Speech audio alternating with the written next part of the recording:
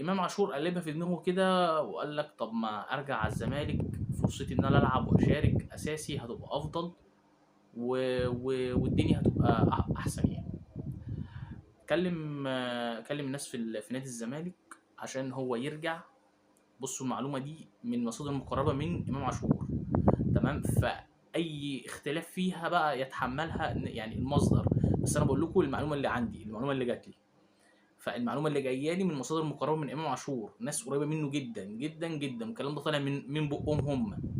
فبرضه عشان ما حدش يجي يقول لي انت قلت وما قلتش والكلام والقصص والحكايات دي، الكلام اللي اتقال لمصادر مقربه جدا جدا من امام عاشور، تمام، ان هو كلم الناس في نادي الزمالك وقال لهم انا عايز ارجع.